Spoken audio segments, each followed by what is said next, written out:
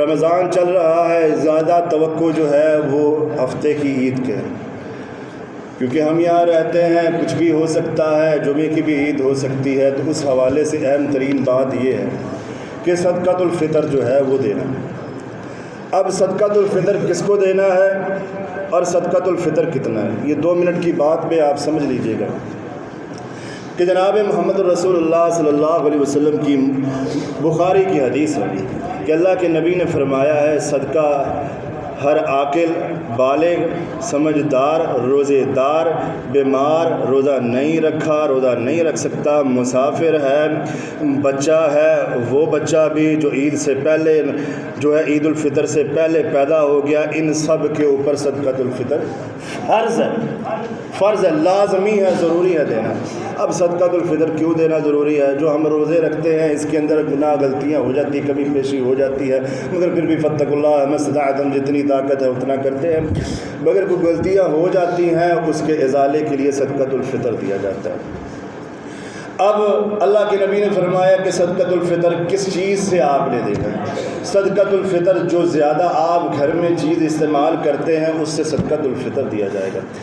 کہ آپ گندم استعمال کرتے ہیں، گھر کے اندر گندم کھاتے ہیں، یا چاول کا زیادہ استعمال کرتے ہیں، یا کھجوروں کا زیادہ استعمال کرتے ہیں، یا پھر آپ کشمش کا زیادہ استعمال کرتے ہیں۔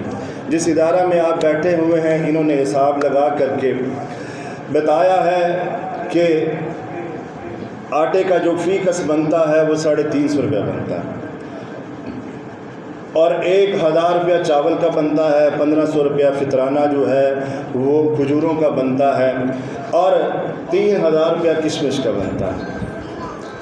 اب جو آپ نے فطرانہ دینا ہے، اس کی جو آپ نے گھر سے نکال کے دینا ہے نا، اس کا ناپ کیا ہونا چاہیے؟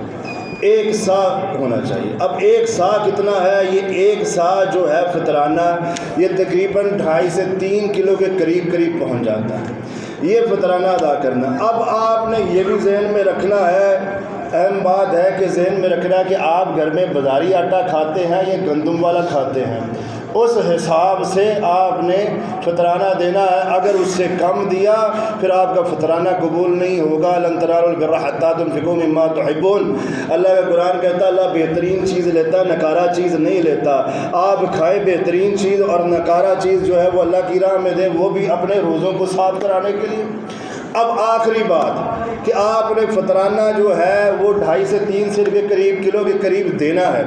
اب مصارف فطرانہ کون ہے؟ جس کو آپ نے فطرانہ دینا ہے وہ کون ہے؟